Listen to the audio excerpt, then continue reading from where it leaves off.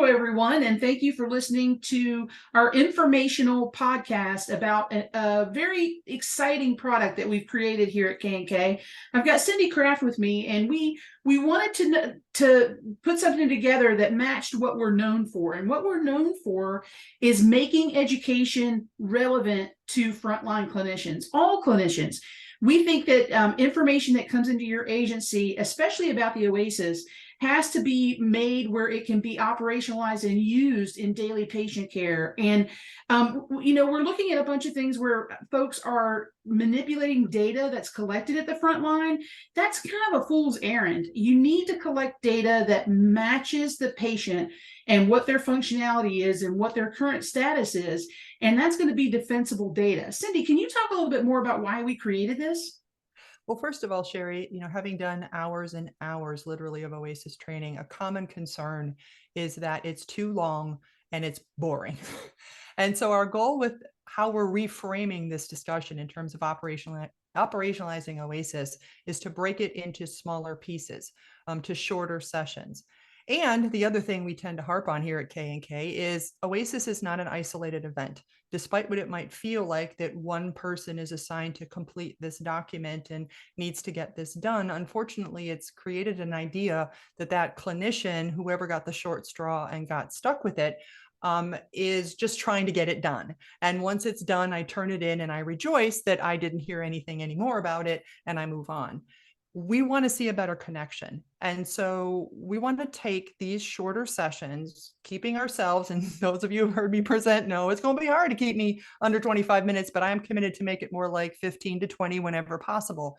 But spell out that connection between the accuracy of the item. So we're going to talk about the items in a particular session, not a deep dive into all the nuances of the guidance manual, but what are the common things we have to understand?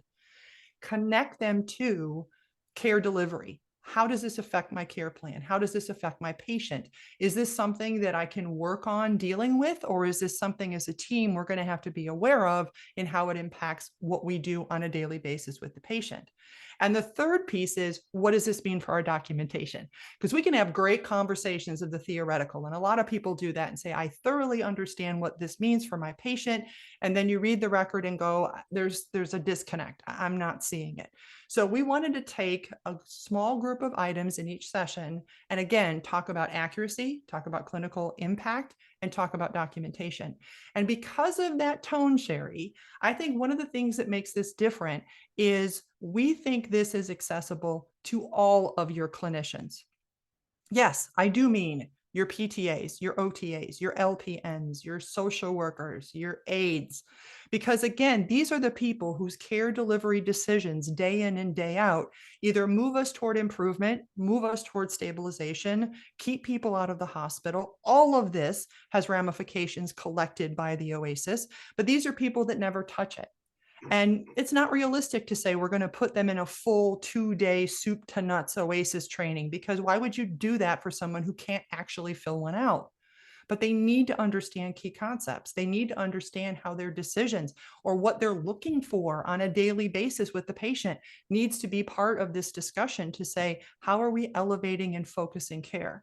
OASIS is not a single point in time that I just need to get done and hope I never, have to see it again, or I'll figure out how to not have to do the discharge, but how do we integrate it? And Sherry, we've said this, well, I know I've said it for the better part of 2 decades of my life now, but we wanted to make this accessible. We wanted to make it different. We wanted to make it engaging, and we wanted to make it focused. And so it comes in different parts. It comes in different sessions. We thought about doing this like monthly, but then everybody gets committed and it doesn't really work for everybody's schedule.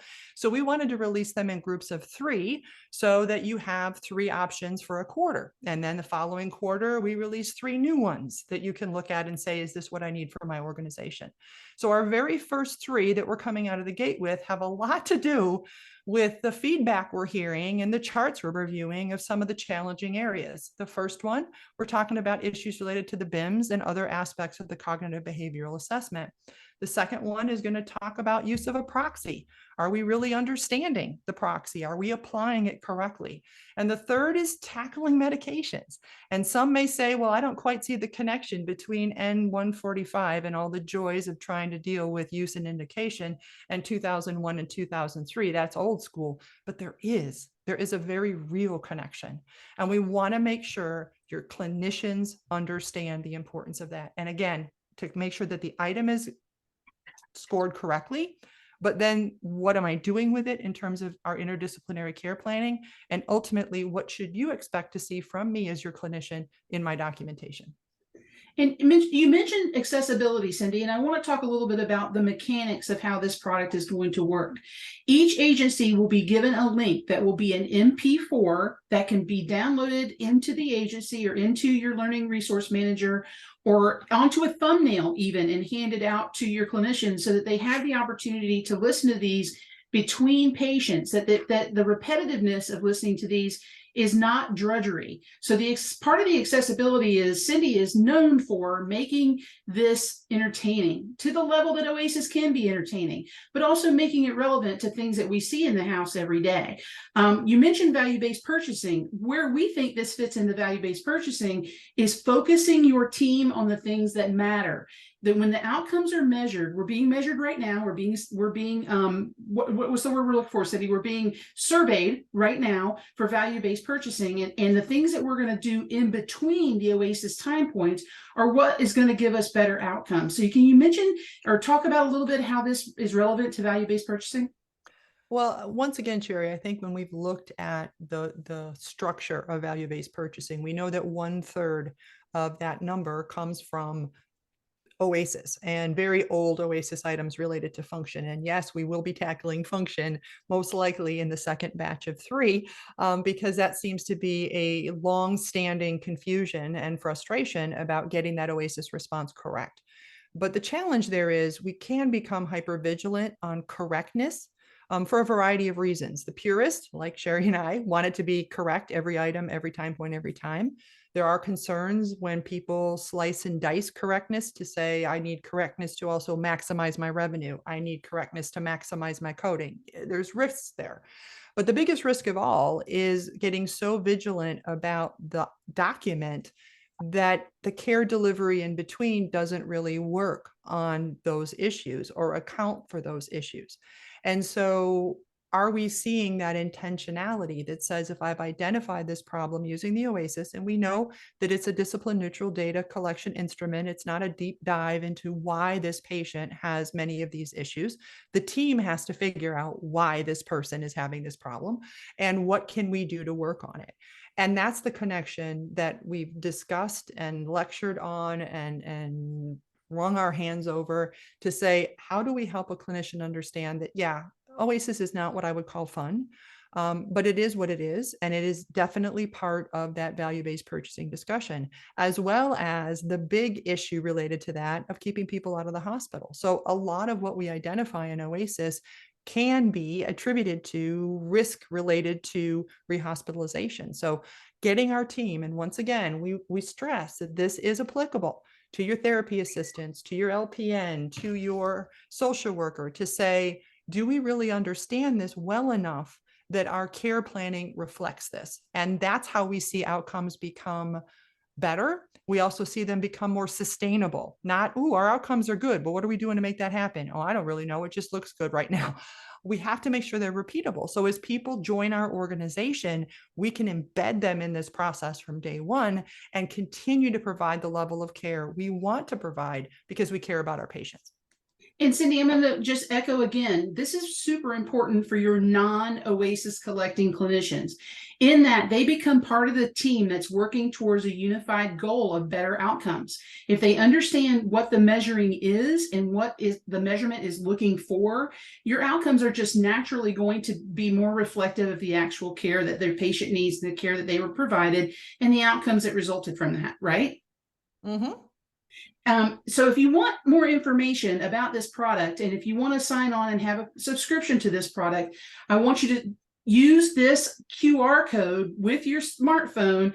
And I'm of that age, Cindy, that magically it will get you to the place where you can check out this product. And Cindy, do you have any further thoughts before we take off? Well, one thing is about the mechanics of this, because yes, it's super fancy. We have a QR code and a little dinosaur thing in the middle. But I want to just accentuate, Sherry did mention that this product is very versatile in terms of you can have clinicians listening to it in the car. But we also put some effort into the content for people who want to watch it, because it's video. I don't know if some people think that's better, that they will actually see me during these. Some may not. But again, we wanted to boost the level of engagement in this. So for folks that are like, listening in the car is not really what I want to do, I prefer to focus with this or use it with my clinicians in a group and we watch this short thing together at a staff meeting. That is absolutely possible with this. And we will take feedback after these first 3 are released to say, if you liked something or didn't like something or have some suggestions for that, we welcome that as well. Absolutely. We want this to be extremely usable for your staff. And I love the idea of using one of these short 20 to 25-minute sessions as the beginning of a discussion point in an in-service in your agency. Wow, that would really improve that data collection, wouldn't it, Cindy? Mm-hmm. So thank you guys for listening, and I hope you enjoy the product. And please reach out to us at www.valuebeyondthevisit.com.